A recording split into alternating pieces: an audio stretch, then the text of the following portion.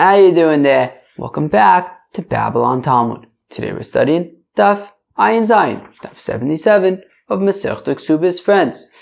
Today we wrap up Daf Ayin Zayin, wrap up the seventh parak, Masechta Ksubis. I'll tell you, there's some interesting stuff here, you know. Alright, let's get started over here. So, whatever. There's some movement and stuff, but also some interesting stuff. What do you want me to tell you? Okay. Says we're going to start the Mishnah, 3 lines into the page. Ha'isha noldabo mumin. You have a fellow who's got mums. In kofanos lehotzi, we don't force him to get divorced. Omar Reb Shimon Gamliel Bomet Amurim, says Reb Shimon Gamliel. When do we say this? B'mumin aktanim, by little itty bitty mums. Aval b'mumin agdolim, but by big geshmake mums, kofanos lehotzi. If it's geshmak enough, then we gotta say, dude, your mums are too geshmak. You gotta get divorced. Rav Yehuda says the Gemara, Rav Yehuda Tani Noldu Chia Barab Tani Hayu. So Rav Yehuda said it means if the mums came post marriage, they gotta get we're talking about mums that came post marriage, and Chia Barav says we're talking about mums that came before the marriage. Mandamar Noldu Kol Shekain Hayu. So according to Mandamar, who says that if the mums emerged after marriage, he doesn't need to get divorced, and certainly if the mums were already there prior to marriage, then they don't need to get divorced. Mandomer noldu, because savra v'kibla, right? Because if they were already there from before the marriage, well, she knew about them. She was like, all right, whatever, it's fine.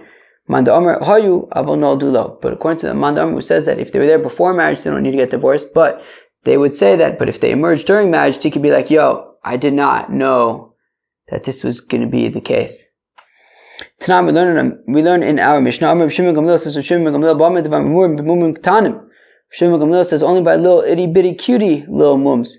But by big geshmake mums, kofanos lehotzi, we make him get divorced. So I understand according to Mandamer, who says that if they emerge during the marriage, hanu deshayni bengdolim miktanim. So I understand why if they emerge during the marriage, we can maybe say, well, look, it depends if they're cute or if they're geshmak.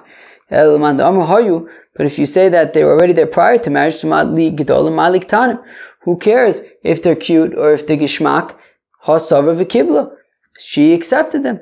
So the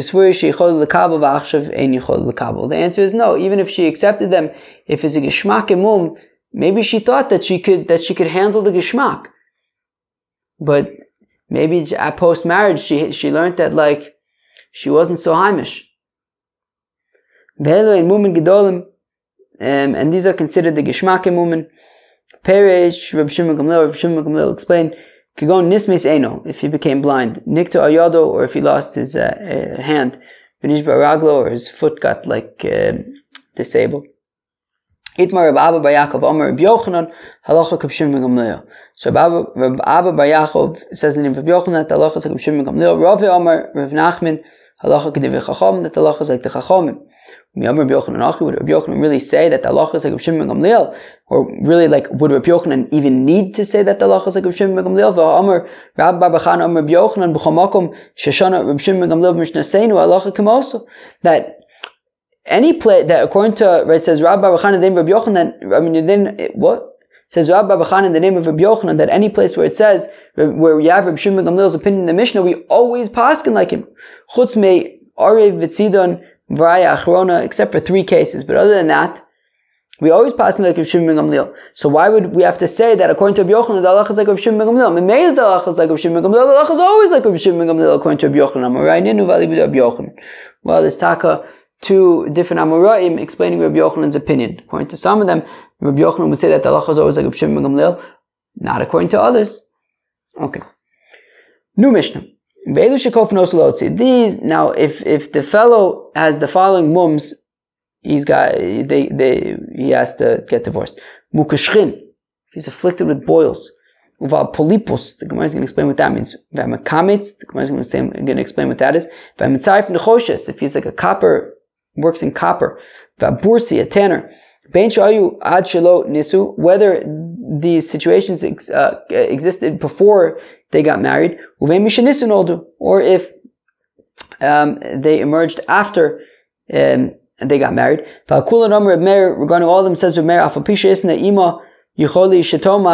that now regarding all of these that we listed, so even if initially prior to their marriage she said, alright, it's cool, I can handle the geshmak, she can always say later, she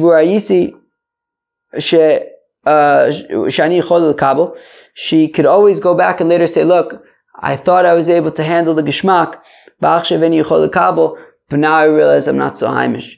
The Chacham say, that look, she accepts these situations against her will, the exception being the fellow afflicted with boils.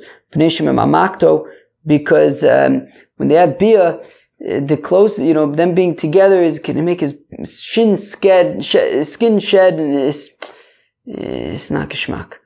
Meise bezieht schwer. Modno. Meise bezieht on beborsi echad, there was a story in Sidon with a certain tanner, Shemes, who passed away, Borsi, and he had a brother. And the brother was oichit a tanner. The Chacham said, she could say, look, I was able to handle the geshmak for your brother. I can't handle the geshmak with you. Says the Gemara, my Baal Polipus. What's a Baal Polipus? I'm reviewed on Shmuel, Reach Achotum. Says if you name Shmuel, smell of the nose. The nose, that the nose smells bad.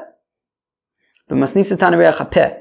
So in a Bryce they thought it's the whoa, okay. Oy vavoy. Somebody outside clearly does not know that we're recording Babylon Talmud.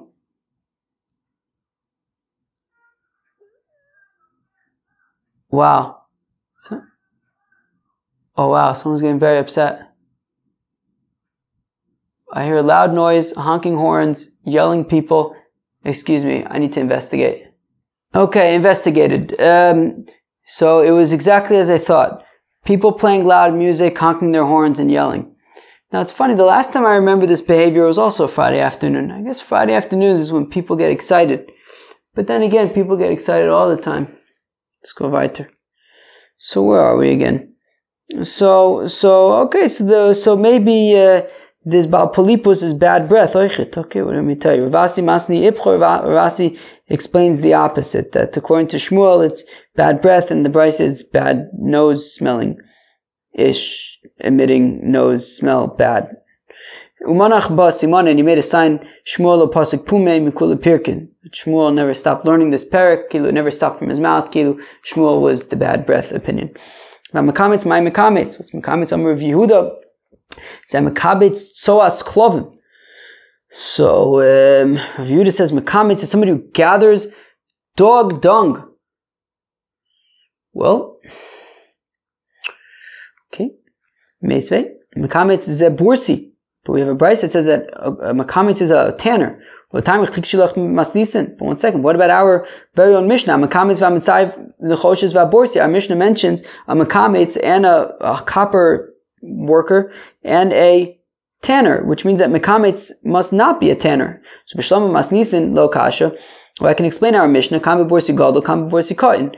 Well, there are two different types of tanners: a big tanner and a small time tanner. El Rav Yehuda kasha, but according to Rav Yehuda, who says that a mekametz is a picker-upper of dog dung, well then, but what does he do with the brisa which says it's a tanner? So tonight, it's taka machlokes tanoim. The Tanya is within the brisa mekametz is a bursi, that a mekametz is a tanner, v'yeshom is a mekametz to us klavim. Some say it's taka, somebody who chapsarain dog dung. What is a iron worker fellow? Ravashi says that it's somebody who makes like copper. Did I say iron? I mean copper. Copper like vessels, vats. Rav Chana Omar ze amchatich nechoshes meikaru. It's somebody who like extracts copper from its like source. There's a Brisa quoting Rabbi Bachana. The Brisa says that a mitzaref is a fellow who extracts copper from its source. Rab says Rab, fellow says, I'm not going to provide mizonis and I'm not going to support my wife. Ksubis says Rav that they get divorced and he pays her ksubis. Also Rabbi Elazar, to Shmuel. Rabbi Elazar then repeated this teaching of Rav to Shmuel. Shmuel said, Achsua saire le'Elazar achikofen also le'Elazar. Feed barley to Elazar, i.e., he's teaching feed him like animal food. He's teaching nonsense. If you're going to force him to get divorced, just force him to support her. Meaning, he's not supporting her. So we say, okay, now you have to get divorced. Wait, why say now you have to get divorced? Say, now you have to support her. The reason why Rav says that they should get divorced is because, look, I mean, this is not a good situation. He doesn't want to support her. It's clearly a mess. Forcing him to support her is not going to fix sort of the clear emotional misalignment there. So just better to get divorced. Kisalik, Reb Zera, when Reb Zera made Aliyah from Bavel to Eretz Yisrael, Ashkechei le Reb Binyamin Bar Yefes, he found Reb Binyamin Bar Yefes, the Yosef V'Kamer Mishmed Reb Yochanan, who was quoting Reb Yochanan, like Rav said that they should get divorced. Amar le Reb Zera says to Reb Binyamin Bar Yefes, Al do achsu asayrin le Elazar b'Bavel, that for saying this statement that they should get divorced, they said to Reb Elazar that he should eat barley. Amar V'Yudah Amar Rav, that we only force people to get divorced if it's an inappropriate marriage, if it's a forbidden marriage. When Rav Yehuda Amar Vasi said this before Shmuel said, Kigon, I'm one of the Kohen Gadol. If a widow is married to a high priest, or a divorcee or a chalutzi to a Kohen Hedjit, Mamzer Sunusin Yisrael, a Mamzer Sunusin married to Yisrael, Bas Yisrael and Nosan Mamzer, Bas Yisrael is married to Nosan or Mamzer, Aval, Nosa Isha V'Shah Ima Eser Shanim, but if a couple is married for 10 years, V'Lo and they don't have children, Ein Kofeno, so we do not force them to get divorced. Rav Tachlifa Bar Avimi Amar Shmuel, Rav Tachlifa Bar Avimi says the name of Shmuel, Afilu Nosa Isha V'Shah Ima Yud Shanim V'Lo Kofeno, so that even in a situation where a couple is married for 10 years and is unable to have children, they need to get divorced. Tanan, we learn in the Mishnah, Eilu Shekofenosu L'Otzi. So the Mishnah says 1 second. So the Gemara says 1 second. Our Mishnah says that the following people need to get divorced. Mukashchin, Uval Polipus, B'Shlomo Rav Asi. So I understand according to Rav Asi, who says that only things like, Amon of the Kohen Gadol, Gushav Achalus of the Kohen Hedjit, these deoraises, do they have to get divorced? So D'Rabbanan Katani, Deoraisa Katani. So our Mishnah mentions, D'Rabbanan things. Mukashchin. It's not going into the oraisas like Amon of the Kohen Gadol. That's why it's not listed in the Mishnah. According to Rav Tachlifa Bar Avimi, who says that even if they're married for 10 years and can't have children, they have to get divorced. So listen, so why doesn't our Mishnah mention that in that situation they have to get divorced? Well, our Mishnah is talking about things that you have to beat the fellow up. But when it comes to a couple that's been married and they haven't had children, we don't beat them up to compel them to get divorced. Rather, we try to talk them into it. Rabbi asked Akasha, b'dvarim lo yivoser ovid. Rabbi says 1 second. The pasuk says in Mishlei that words don't work. You need to hit. You need to beat up. Se'elo. Amar Rabba rather says Rabba Haba B'Shutei. No. In all of these cases, whether they have bad breath, whether they can't have children, you beat them up. Hasam Ki Amra Havina Bahade Shavkinala. The difference is that when it comes to a fellow with bad breath, if she says, "Look, I don't mind it," so we let them stay together. But when it comes if they're unable to have children, Afagav de Amra Havina Bahade. Even if she says, "Look, I'll stay with him," Lo Shavkinala, we don't allow them. Very mukashrin, but what about mukashrin? The afagav, the amra, havina ba'ade lo shavkinala, But what about mukashrin, that even if she says that, no, I'll stay with him, we don't allow it? Titnan, as we learn in our Mishnah, chutz mi mukashrin, that we don't allow a mukashrin for them to remain married, mipnei shememah toy v'katoni, because, it's going to make his skin like peel, and nonetheless it's listed over there, even though we don't allow them to stay together. So asum ki amra, dairana ba'ade besade, if she says, no, I'll stay with him, and she has witnesses, shafkina la, we let her, if they can't have children, afagav damra, dairana ba'ade besade, even if she says that, in front of witnesses that she will stay with him, lo shafkina la, we do not allow it. I'm sorry, I explain that. What it means that by the boils, if she says, look, we can't stay together, we can't sleep with each other because of the boil situation, but she says, look, right, Dairana Bade Besade, I'll live with him, and there could be witnesses around to make sure that we're not going to have bia. Shavkinala, we let her, fine. Even though she says, look, let's just let us stay together and we'll have witnesses around to make sure we don't have bia, still, it won't be allowed, because as long as she's around, he won't be able to marry. Meaning the point is that we want him to be able to be Mekayim the mitzvah puravu, and as long as they're married, even if they're not having bia, it's not the point. He won't be able to marry he won't want to marry somebody else, and then he won't be Mekayim the mitzvah. Tani, we're learning the price. Rabbi Yossi says, Rabbi Yossi, Sochli Zakin Echod Me'anche Yerushalayim. A certain elder from the people of Jerusalem told me, there are 24 types of mukashchin. Who knew? It's like those Eskimos who have all sorts of ways for snow. We have all sorts of ways to describe mukashchin. Okay. And for all of them, bia is not so gishmak. The worst of all 24 is what's called Bali Rason. How do you get Bali Rason? The Tanyas we learn in the Brisa, Heikis Dom V'Shimesh. If a fellow bloodlets and then has bia, having low, bonim v'sikin, he's going to have weak, shvache children. Hekizu Shneim, if both of them had blood and then V'Shimshu they had bia, having lo bonim, Bali Rason, they're going to get Bali Rason. Omar, Rav Papilo, Amar and Ella, midi. Now this is only if they didn't eat anything before having bia. Avotoy midi, but if they ate epis, leislan bas, and don't worry about it. My simone, how do you know if somebody has rason? Dalfon ene, they'll have teary eyes, v'daive nechire, and runny nose, v'aisile rir mipumen, he's gonna have spittle coming out of his mouth. V'ramu didve ilave, and there's gonna be flies flying around him. Umaya Suse, how do you fix it? Omer Abai, says Abai, wait, I should probably just translate from the art scroll for the next few words. So it says Abai, okay, Pila Vlodona, pennyroyal, and wormwood, Girda de Agoza Vigirda de Ashba, the bark of a nut tree, and the shavings of a hide, Uchlil Malka, a lily, Umsachla de Dikla Sumka, the calyxes that cover red dates, i.e. immature dates. Okay, I think I can translate from here on.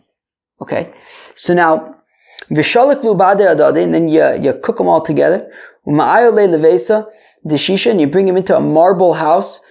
I think where wind can't get in or anything. V'ilo ika buys the shisha, base of the shisha. If you don't have a marble house, ma'ayole levesa, the shev livne va'aricha, bring them into a house whose walls are 7.5 bricks thick. V'natil lay tlos mea kase al reshe, and then you take 300 cups of this stuff and you pour it on his head. Adirafya ar isa demoche, until his skull gets soft.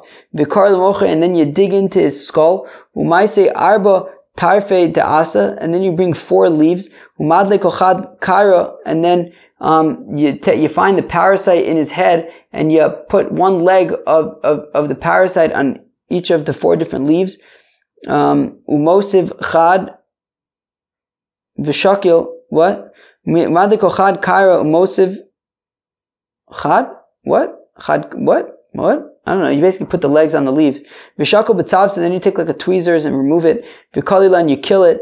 Or you burn it. V'di'ilo hadar aile ilave, because if you don't burn it, it's just going to go back in the guy's brain. Okay? Machaz Rabbi Yochanan would announce, be careful of those flies that fly around the Baile Rason. Reb Zera lo Abba Yosef bezike. Reb Zera would not sit downwind from them. Reb Elazar lo ayil ba'ahale would not. Reb Elazar would not go in a tent where these flies were. Reb Ami, Reb Asi lo ava achle mipei da'hu mavoa. Reb Ami, Reb Asi would not eat from the eggs of that alley. Reb Yeshua ben Levi micharich bu va'asik bateri. Reb Yeshua ben Levi, however, he would sit next to them and study the Holy Torah. Omer, he says, ayelas aham v'yalas chen. It's like, what is it? Like what's the word? Not a doe. Oh God, what is it? A beloved hind, and she effuses charm. That is the Torah. Well, if the Torah is able to bring charm to those who learn it, aguni lo magna, won't it protect them? When Rabbi Yeshua, listen up, fellows, friends, this is Givaldik. When Rabbi Yeshua ben Levi was dying, they said to the angel of death, Zil avadle re'use, when you go to kill Rabbi Yeshua ben Levi, do whatever he wants. Ozil, so Ozil is chazile, so the Malach HaMavis shows up by Rabbi Yeshua ben Levi, Omerle, and Rabbi Yeshua ben Levi says to the Malach HaMavis, Achvi li duchtoi, show me where I'm going to be in the world to come. Omerle l'chai. So the Malach HaMavis says, sure, no problem. Omerle, how did Sakinoch? Rabbi Yeshua ben Levi says, give me your knife. So that, I thought it means that it said I shouldn't be scared on the way, but let me just make sure that is correct. Lest you frighten me along the way. I think the point is that, he wanted like an assurance that he wasn't going to be killed along the way. Like he wanted to, it's just the Malach HaMavis.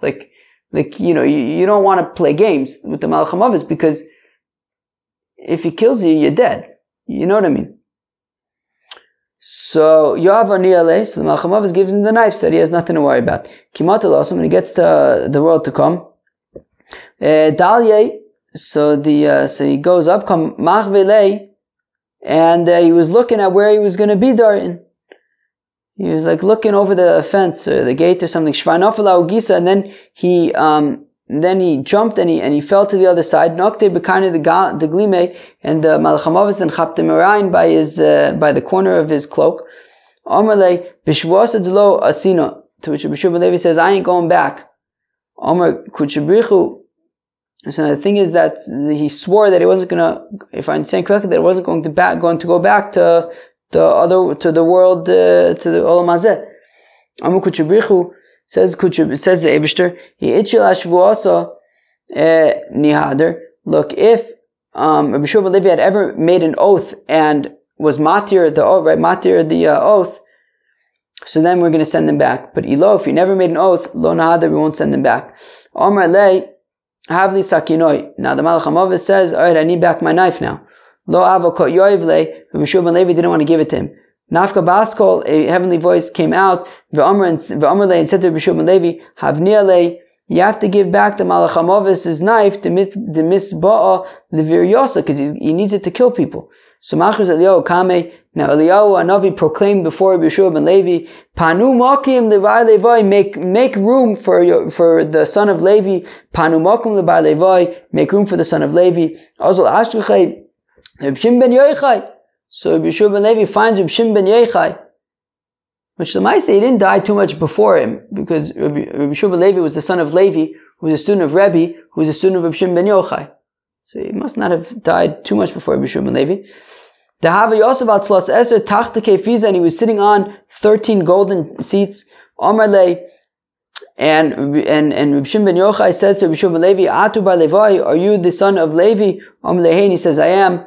Nirus HaKeshes B'yamecha, Reb Shimon ben Yochai asked Rabbi Yeshua ben Levi, have you ever seen a rainbow? Because a rainbow is not a good thing to see. So, basically Rabbi Shimon ben Yochai was asking if he saw a rainbow. If the answer was yes, then he must not be Rabbi Yeshua ben Levi, because Rabbi Yeshua ben Levi was so great that there wouldn't be any rainbows during his lifetime, because there would be no need for such a sort of ominous sign. Amalei Hain. Rabbi Shimon ben Levi says, yes, I have seen a rainbow. So Rabbi Shimon ben Yochai says, okay, so I guess you must not actually be Rabbi Shimon ben Levi. V'loi, it's not actually true. Tlo avoy. Midi. There wasn't actually a rainbow in Rabbi Shimon ben Levi's lifetime. Elo, savlo, achzik tivus l'nafshay. But he figured, like, I'm new here. I don't want to, be haughty over, showing off over here. So he said, yeah, I've seen rainbows, but the truth of the matter is there were no rainbows because he was such a big tzaddik. Reb Chanina bar Pape sheshvine avo. Reb Chanina bar Pape was like he was pals, he was friends, he was amigos with the Malach HaMavis. When it was time for Reb Chanina bar Pape to die, they said to the Malach HaMavis, do whatever Reb Chanina bar Pape asks, whatever he wants. Also Lagabe the Malach HaMavis shows up to Reb Chanina bar Pape, and he says to so Reb Chanina bar Pape says, Shavki tlos in yom, give me 30 days, so I can do a faher, I can do chazare on all of my learning. Because they say that fortune is a fellow who comes to Olam Haba with his learning in his hands. Shavke, so the Malach HaMavis says, okay, I'll give you 30 days to do chazare. After 30 days, Ozil is chazile, so the Malach HaMavis comes back. So the Malach HaMavis, so Reb Chanina bar Pape says, show me where I'm going to be in the world to come. The Malach HaMavis says, sure, no problem. Reb Chanina bar Pape says, give me your knife, so that I shouldn't be nervous on the way. To which the Malach HaMavis says, look, you just want to do like what Rabbi Yeshua ben Levi did to me. You're not going to want to give it back. I see Sefer Torah. To which Reb Chanina bar Pape says, look, you can trust me, right? Bring me a Sefer Torah v'chazi and go see mi'ika midi dichtivbe tilo kiyamte. Find me anything in the Torah that I was not mekayim. Wow. Amalei mi'ichrachto b'bailei rason v'yaskas b'Torah. To which the Malach HaMavis says, well, did you ever study Torah next to people who are Bali Rason? Rabbi Yeshua ben Levi was so great that he was able to study Torah next to them and not be scared because he knew that the Torah would guard him. Were you on that level? Right? Meaning, so Malach HaMavis was saying, look, you're not on the level. Let's just go. Even so, even though he wasn't on that level, nonetheless, when Reb Chanina bar Pape passed away, there was a pillar of fire that divided, that separated between him and the world. And we learn that a pillar of fire only emerges for like one or two people in a generation. Now there was this pillar of fire that was separating between the body of Reb Chanina bar Pape and everybody else. So now Rabbi Alexandri says, do out of the honor of the Chacham so that we can come close to you and we can eulogize you. Lo ashkach, and it didn't work. And Rabbi Alexandri says, do it for the honor of your father. Lo ashkach, and it didn't make a difference. Do it for your own honor. Istalik, and then the pillar of fire went away so that they could eulogize him. And Abaye says that that the reason why there was this pillar of fire was to sort of separate and to keep away people who were not Mekayim the entire Torah, like Rav Chanina bar Pape was. Amalei Rav Ada bar Masna says Rav Ada bar Masna to Abaye, Lafuki Mimar, it's to exclude from you, to Lo Islay, Maike Le'igre, because you do not have a fence around your roof. Philoi, it's not actually true. Mehava Hava, Abaye did have a fence around his roof. It just happens to be that the wind blew it down. Reb Chanina says, how come they don't have these people that are Bali Rasan in Bavel? Because they eat beets and they drink hops beer. Okay? How come they don't have mitzoras in Bavel? Because they eat beets and they drink beer, and they bathe in the waters of the Euphrates. Hadron Allah Hamadir es Ishto. We'll come back to Hamadir es Ishto. That was a complicated parak, I said, but alright, so today was interesting. I mean, yeah, we spoke about like different mooms and things like that, but then we also talked about these interesting stories with like Rabbi Yeshua ben Levi and Rabbi Chanina bar Pape with the Malach HaMavis. Interesting stuff. Peace out, friends.